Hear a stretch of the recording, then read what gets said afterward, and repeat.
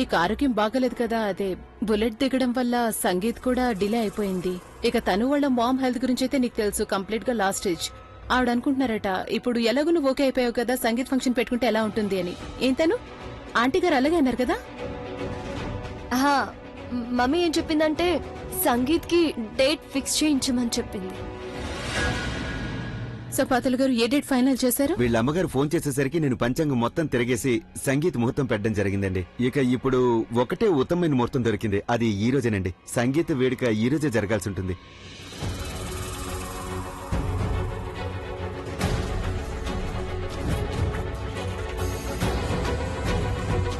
Fantastic! ఇవాళ సంగీత్, ఇది చాలా మంచి న్యూస్. సో ఇవాళ రోజు మనం సంగీత్ జరుపుకుంటాం అండ్ చాలా చాలా ఎంజాయ్ చేద్దాం. ఇది కాస్త ఎక్కువ తొందరపడినట్లేదు? నాకైతే ఎలా అనిపిస్తుందంటే పాపం డాక్టర్ గారు తను వాళ్ళ మమ్మీకి తన లాస్ట్ డేట్ కూడా చెప్పేశారు.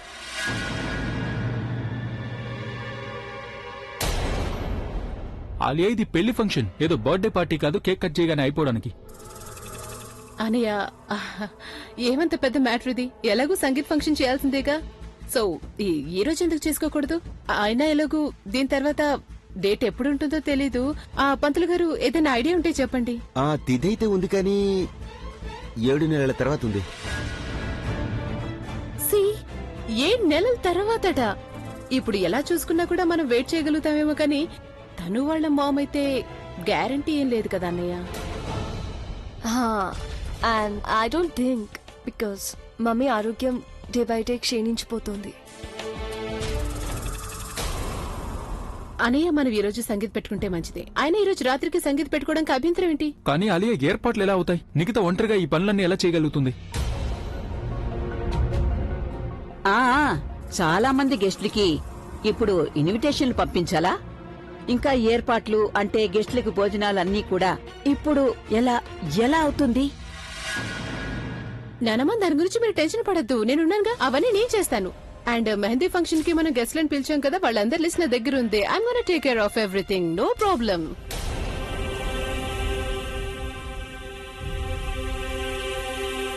మరి డెకరేషన్ అదెలా అవుతుంది? గాడ్ అన్నయ్య, విల్ యూ రిలాక్స్? ఇప్పుడు ఒక సిస్టర్ పెళ్లి కోసం అన్నయ్య అన్ని పనులు చేయగలిగినప్పుడు మరొక బ్రదర్ పెళ్లి కోసం ఒక సిస్టర్ అన్ని పనులు చేయలేదా ఏంటి? And by the way, I think నువ్వు నిఖిత మీద ఎక్కువ ప్రెషర్ వేయడం కరెక్ట్ కాదు. ఎప్పుడు చూసినా తనతో పని చేస్తూనే ఉంటావు. నా ఉద్దేశం ఏంటంటే తనకి లీవ్ ఇచ్చేస్తే మంచిది. ఐ మీన్, తన గెస్ట్ లాగా పిలవండి, పర్వాలేదు, కానీ ఈ పని మాత్రం చేయించకండి. ఏనానమ్మా? పర్ఫెక్ట్.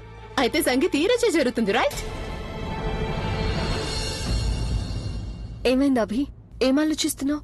నువ్వు కోరుకోవడం లేదా మన పెళ్లి తొందరగా జరగాలని? ఓకే, నా కోసం కాకపోయినా కనీసం మా మమ్మీ కోసమైనా ఓకే చెప్పు. మమ్మీ మన పెళ్లి న్యూస్ వింటే సంతోషపడుతుంది. లేకపోతే కొంపతీసి మన పెళ్లికి ముందే మా మమ్మీకి ఏమైనా అయితే నా జీవితాంతం నేను సంతోషంగా ఉండలేను. ఓకే, ఇప్పుడు వేరే ఆప్షన్ లేదు కాబట్టి ఈ రోజే సంగీత్ జరుపుకుందాం.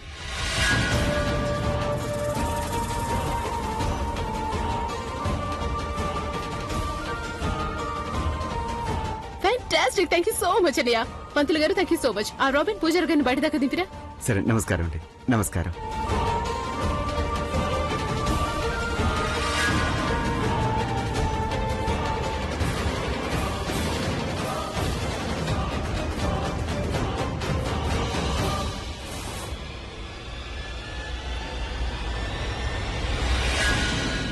మై డియర్ నానమ్మ, ఎందుకంత కష్టపడతావు?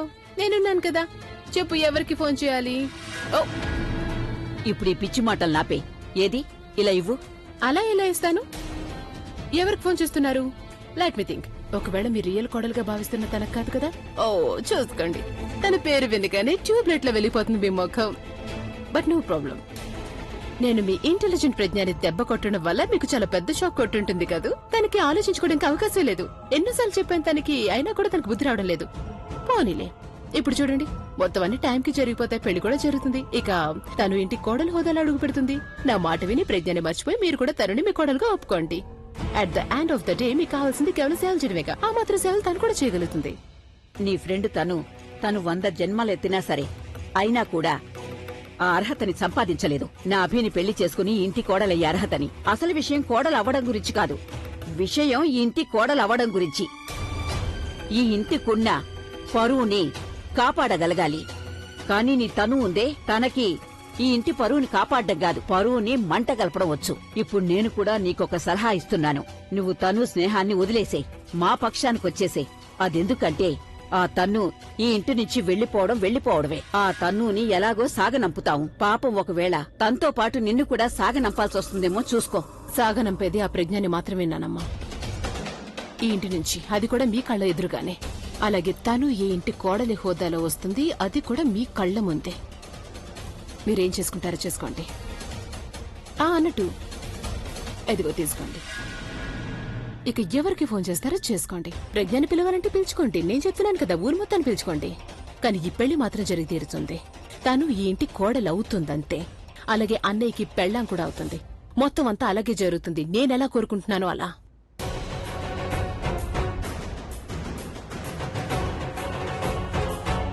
భగవంతుడా, ఈ ఆలియాకేమైంది అసలు? ప్రజ్ఞ అనే పేరు ఈ ఆలియా కళ్లల్లో ముళ్ళులాగా గుచ్చుకుంటోంది. నేను ప్రజ్ఞకి వెంటనే ఈ విషయం చెప్పాలి. టైం చాలా తక్కువ ఉంది. హలో సరళగారు, ప్రజ్ఞ ఎక్కడుంది? అయ్యో, ఎందుకంత టెన్షన్ గా ఉన్నారు? ఏదైనా ప్రాబ్లం వచ్చిందా? అభయ ఆరోగ్యం ఎలా ఉంది? అభి బానే ఉన్నాడిక్కడే, ఏదీ సరిగ్గా జరగడం లేదు. మా ఆలియా ఉంది కదా, తను గందరగోళం చేస్తోంది. ఇప్పుడు ఏం చేసిందా ఆలియా?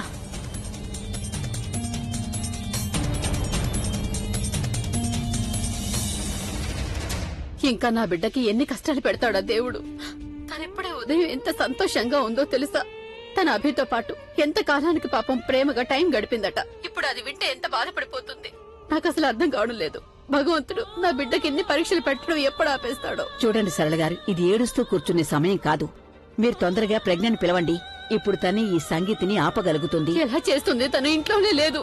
ఎక్కడికెళ్ళింది తను? తెలియదండి, వెళ్లేటప్పుడు చెప్పి వెళ్ళలేదు. ఇక తన ఫోన్ కూడా ఇంట్లోనే వదిలేసింది. అయ్యో రామా, ఇప్పుడెలా మరి? ఏం చేయాలి నేను?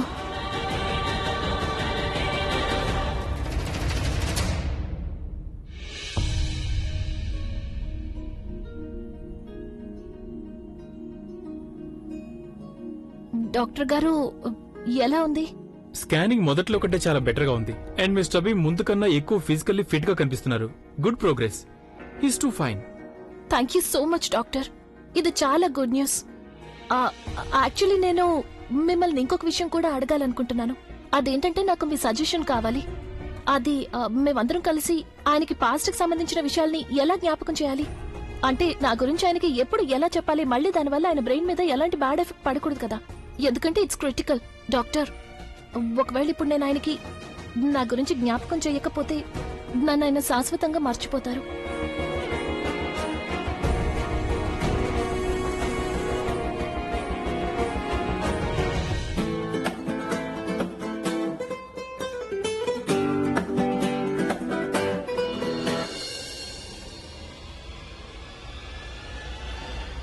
ఏంట్రా నువ్వు చేసింది?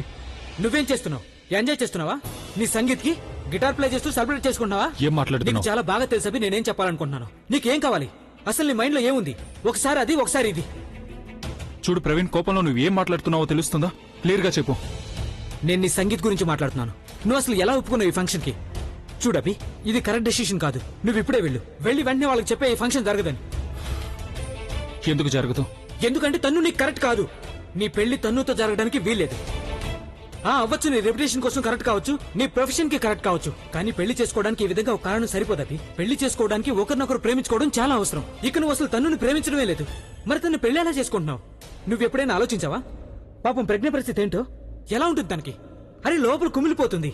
కానీ నీకైతే ఎలాంటి పట్టింపు ఉండదుగా. ఒకసారి విధి తన లైఫ్ తో ఆడుకుంటుంది, ఇంకోసారి నువ్వు తన ఎమోషన్స్ తో ఆడుకుంటావు. తనే హోప్ ఇస్తుంది, తనే హోప్స్ వదిలేసుకుంటుంది. చూడబి, ఇలా చేయడం. 1 minute. ఈ ప్రజ్ఞ ఎవరు?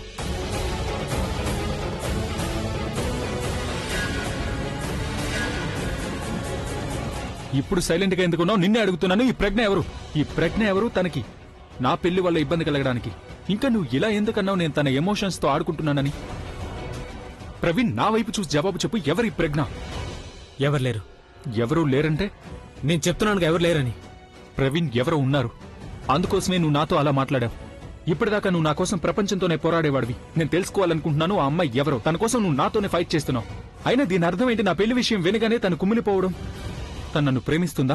తను నిన్ను ప్రేమిస్తుంది. ఎందుకంటే తను అయ్యో అత్తయ్య, నాకసలు బుర్ర వేడెక్కడం కాదు, బుర్ర ఫ్రై అయిపోతుంది. నాకు అసలు అర్థమే కావడం లేదు. నేను ఆ ఆలియా మేడం ని ఇంటికి యజమానురాలు అనుకుని తనకు సేవలు చెయ్యాలో, లేక ఆ ప్రజ్ఞ తనను ఒక ఆదర్శ కోడలుగా భావించి ఆమె గుణగణాలు పొగడాలో. నాకైతే వీళ్ళిద్దరి గురించి ఆలోచించి బుర్ర ఇంకా పొట్ట రెండూ ఖాళీ అయిపోయాయి. పొద్దునుంచి 2 సార్లు లంచ్ చేశాను ఆల్రెడీ, టెన్షన్ భరించలేక. ఏంటి 2 సార్లా? హా, అరే టెన్షన్ లేకపోయినా కూడా మీరు 2 సార్లు లంచ్ చేస్తారుగా. కానీ 4 సార్లు బ్రేక్ఫాస్ట్ చేయనుగా. 4 సార్లు బ్రేక్ఫాస్టా?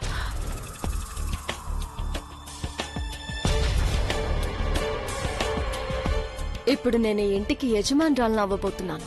ఓకే, యజమానురాలిగా అధికారం చలాయించడం కొంచెం ప్రాక్టీస్ చేస్తాను. ఎందుకంటే తన నీ ఫ్యాన్. నువ్వు ఇంతసేపటి నుంచి ఒక ఫ్యాన్ కోసం నాతో గొడవ పడుతున్నావా? మరేం చేయను? ఎవరి పేరు చెప్పి ఆపమంటావు నిన్ను? ఎందుకంటే నాకు ఇష్టం లేదు ఈ పెళ్లి జరగడం. అభి నాకు చాలా బాగా తెలుసు నీ కూడా ఇష్టం లేదని. ఈ పెళ్లి జరగాలని నువ్వు కోరుకోవడం లేదు. అభి ఒక్కసారి నీ అంతరాత్మను అడుగు. నిజంగా ఈ పెళ్లి జరగాలని, ఈ ఫంక్షన్ జరగాలని అనే 100% కోరుకుంటున్నాడు. అన్నయ్య స్వయంగా తనుని ప్రపోజ్ చేశాడు. ఒకవేళ అన్నయ్యకి ఇష్టం లేకపోతే మరి తను అలా ఎందుకు చేస్తాడు? ఈ రోజు సంగీత్ జరుగుతుంది, ఆ తర్వాత పెళ్లి. ఒక్కసారి ఇప్పుడు ఈ తతంగాలన్నీ అయిపోయి అంటే ఆ తర్వాత అన్నయ్య తను శాశ్వతంగా ఒకటైపోతారు. But I'm fail to understand this. అందరూ ఇంత హ్యాపీగా ఉన్నావు, అన్నయ్య ఇంత హ్యాపీగా ఉన్నాడు, మరి నువ్వెందుకు హ్యాపీగా లేవు? ఏం ఫ్రెండ్షిప్ నీది? Never mind. నానమ్మ నీ గురించి అడిగింది. టైంకి వెళ్ళకపోతే ఎవరికి తెలుసు, బహుశా తను కూడా మాకులాగే నీ మీద అలుగుతుందేమో.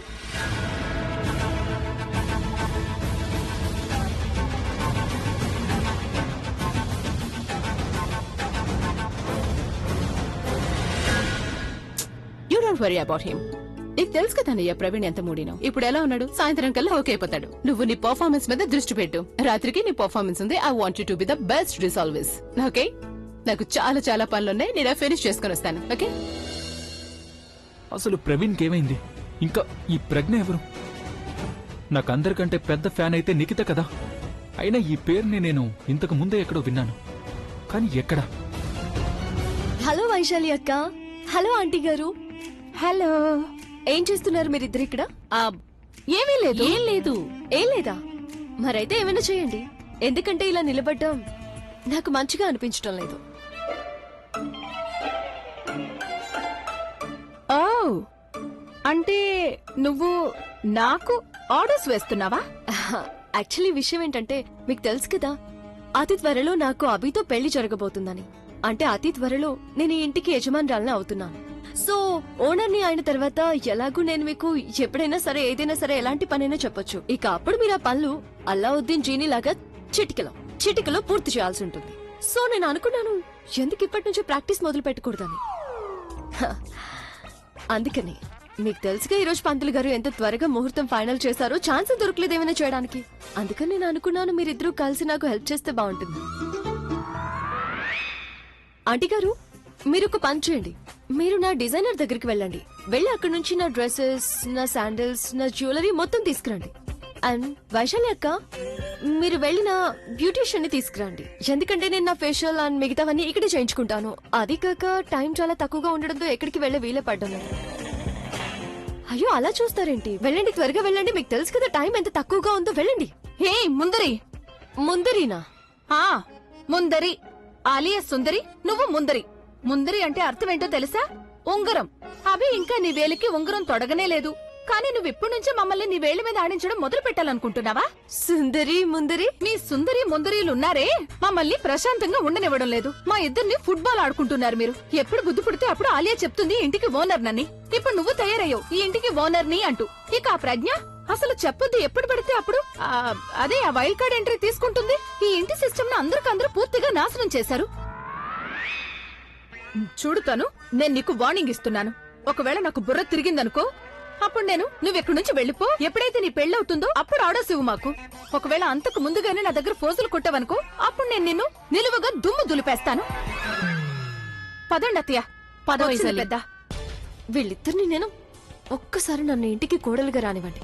అప్పుడు నేను మీ ఇద్దరితో ఈ ఇంట్లో పాచి పనులు చేయించుకోకపోతే నా పేరు తనునే కాదు.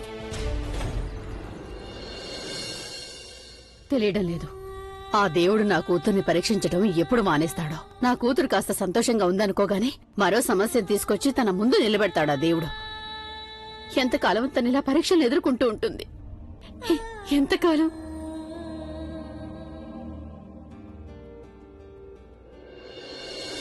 అమ్మా అమ్మా ఏంటమ్మా, నీకెంత మంచి వార్త చెప్పడానికి వస్తే నువ్వేమో ఇక్కడ బట్టలు మడత పెట్టుకుంటున్నావా?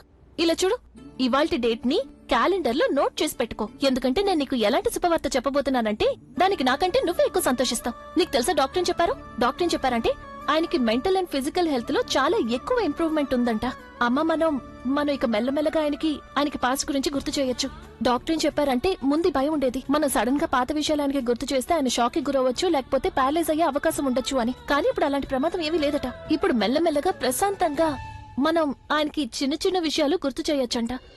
అమ్మ ఇలా కూడా జరగచ్చట, ఆయనకి మొత్తం అంతా గుర్తు రావచ్చట. ఆయనకి నేను గుర్తు రావచ్చు, మా అనుబంధం గుర్తు రావచ్చు. కానీ అమ్మ అలా జరగాలంటే నేను ఆయన అన్ని చోట్లకి తీసుకువెళ్లాల్సి ఉంటుంది. అన్నిటికంటే ముందు అక్కడికి, మేం మొదటిసారి కలుసుకున్న చోటికి. ఆ తర్వాత మన కుంకుమ భాగ్య హాల్, అక్కడే కదా మాకు పెళ్ళైంది. ఆ తర్వాత ఆ చోటికి, ఎక్కడైతే ఆయన నాకు ప్రపోజ్ చేశారో. ఆ తర్వాత ఇంకొకటి ఆ కాన్సర్ట్ హాల్, అదే ఆయన పర్ఫార్మ్ చేసిన చోట. ఇంకా అక్కడ కూడా ఎక్కడైతే ఆయన స్టేజ్ మీదకి నన్ను పిలిచారో. ఆయనకి ప్రతి ఒక్క సంఘటనని గుర్తు చేయాలి. ఆ సంఘటన ఏదో తెలీదమ్మా, ఏది గుర్తు చేస్తే ఆయనకి మా అనుబంధం గుర్తొస్తుందో. ఎంత సంతోషంగా ఉందంటే నేను అసలు ఆగలేకపోతున్నాను. అంటే నాకెలా అనిపిస్తోందంటే అమ్మా, ఏ రోజు కోసం అయితే నేను ఇంతకాలం నుంచి ఎదురు చూస్తున్నానో అది ఇప్పుడు రాబోతోందమ్మా. కానీ నేను వెయిట్ చేయలేకపోతున్నాను. ఆ తర్వాత నేను లిస్ట్ తయారు చేసుకుంటాను, ఆయన ఎక్కడెక్కడికి తీసుకెళ్ళాలి అనేది నీకు కూడా చూపిస్తాను. ఒకవేళ నేను ఏదైనా మర్చిపోతే నువ్వు చెప్తావు కదా. అమ్మా ఏమైంది? నువ్వెందుకు ఏడుస్తున్నావు? ఏం లేదు. ఏమీ లేదంటే నువ్వు నా దగ్గర ఏదో దాస్తున్నావు. నిజం చెప్పమ్మా, ఏదో ఉంది నాకు చెప్పడం లేదు. ఏం జరిగిందో చెప్పమ్మా, లేకపోతే నా మీద ఒట్టు. ఏం అవ్వలేదు. చాలా సంతోషంగా ఉంది. అభికి జ్ఞాపక శక్తి తిరిగి వచ్చింది అంటే డాక్టర్ చెప్పినట్టు అభికి నయం అయిపోతుంది. మొత్తం అంతా మళ్ళీ మొదట్లో అయిపోతుంది. కానీ ఎప్పుడు? ఒకవేళ అభికి జ్ఞాపక శక్తి తిరిగి వచ్చేసరికి బాగా ఆలస్యం అయితే? నువ్వేమంటున్నావమ్మా? ఆలస్యం అయిపోతుందంటే ఏంటి? ఈ రోజు అభి ఇంకా తన్నుల సంగీత్, అభి వాళ్ళ నానమ్మ గారు ఫోన్ చేశారు. నువ్వే చెప్పు, తనకి జ్ఞాపక శక్తి ఎప్పుడు తిరిగి వస్తుంది? కొంప తీసి ఇలా కానీ జరిగితే అభికి జ్ఞాపక శక్తి తిరిగి వచ్చేసరికి తన పక్కన నువ్వు కాక తను ఉంటే?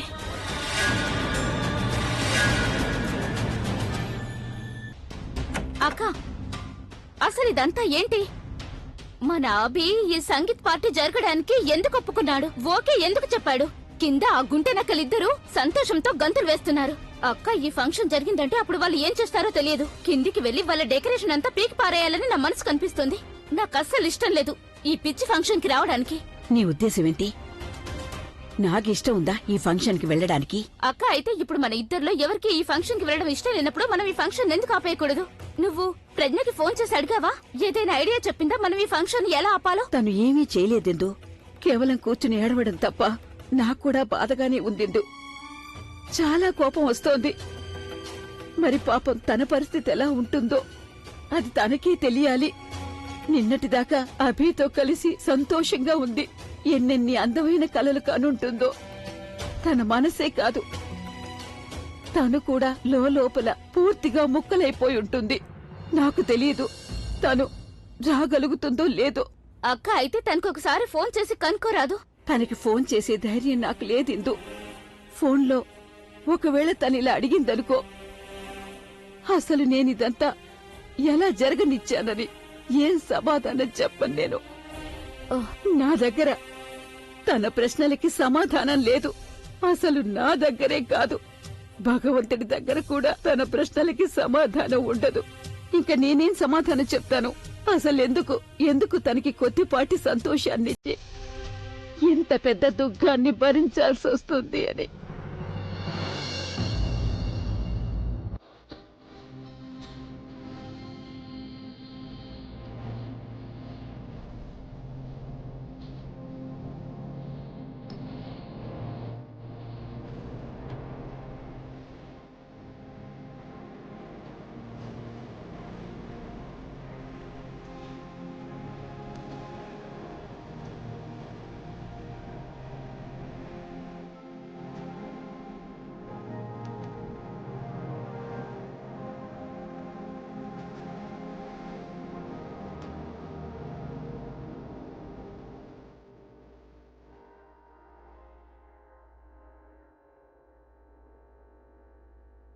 నేనేమనుకున్నానంటే ఈ రోజే మీకు గతం అంతా గుర్తు చేయడం మొదలు పెట్టాలని నేను అనుకున్నాను. ఈ రోజే మనం మొదటిసారి ఎక్కడ కలిసామో అక్కడికి మిమ్మల్ని తీసుకువెళ్ళాలని. కానీ ఈ రోజే ఈ సంగీత్ మీరెలా ఒప్పుకున్నారు? నాకు తెలుసు తను తప్పకుండా ఏదో ఎత్తు వేసుంటుంది అని. దాని కారణంగానే మీరు గత్యంతరం లేక ఒప్పుకున్నారు. ఒకవేళ ఇవాళ మీ సంగీత్ అయితే నేను మీకు ఏవి గుర్తు చేయలేనండి.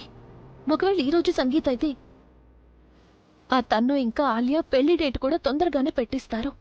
ఒకవేళ నేను ఏదైనా చెయ్యాలంటే కాస్త తొందరగా చెయ్యాలి, లేదంటే నేను మిమ్మల్ని శాశ్వతంగా కోల్పోతాను.